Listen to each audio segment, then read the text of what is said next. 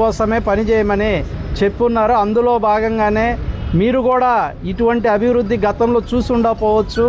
మీరు డివిజన్లో ఎక్కడ చూసినా కానీ డ్యామేజ్డ్ పోల్స్ రీప్లేస్ చేయటం కానీ, లేకపోతే షార్ట్ హైట్ పోల్స్ మార్చడం కానీ, కండక్టరు ఏదైనా బాగలేకపోతే రీప్లేస్ చేయటం కానీ, కేబుల్స్ ఏమైనా డ్యామేజ్ అయి ఉంటే మార్చడం కానీ, ఇవన్నీ కూడా గత 2 సంవత్సరాలలో మన మాకినేని హరిబాబు ఎగ్జిక్యూటివ్ ఇంజనీర్ గారు మన ఎస్సీ గారి ప్రోద్బలంతో, ఎమ్మెల్యే గారి సహాయ సహకారాలతోటి మేనేజ్మెంట్ నుంచి బడ్జెట్ని తీసుకొచ్చి ఆ సంస్థ కోసము, తర్వాత ఒంగోలు డివిజన్లో ఉన్నటువంటి వినియోగదారులకి ఇబ్బంది కలగకూడదని అనేక రకాల పనులు చేస్తూ ఉన్నాము.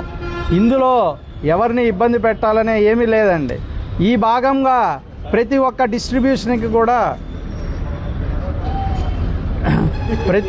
ప్రతి ఒక్క డిస్ట్రిబ్యూషన్కి కూడా స్టాఫ్ని ఉంచుకొని, స్టాఫ్ ఉన్నా లేకపోయినా పక్క స్టాఫ్ని కోఆర్డినేట్ చేసుకుంటూ మాలో ఉన్నటువంటి రెవెన్యూ వింగ్ను కూడా కలుపుకొని అందరినీ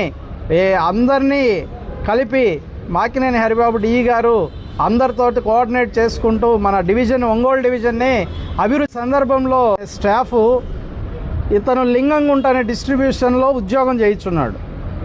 అతన్ని అక్కడికి పంపించింది కూడా 2 సంవత్సరాల క్రితం జనరల్ ట్రాన్స్ఫర్స్ అప్పుడు పంపించారు.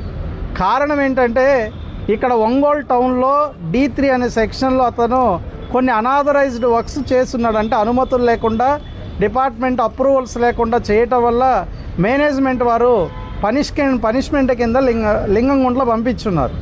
ఇప్పుడు మళ్ళీ D3 సెక్షన్కి రావాలని చెప్పి సీఎండీ గారి నుంచి, గౌరవ సీఎండీ గారి నుంచి ఆర్డర్స్ తెచ్చుకొని ఉన్నారు. ఆర్డర్స్ తెచ్చుకొని 1 నెల రోజులు అవుతుందండి. ఈ నెల రోజుల నుంచి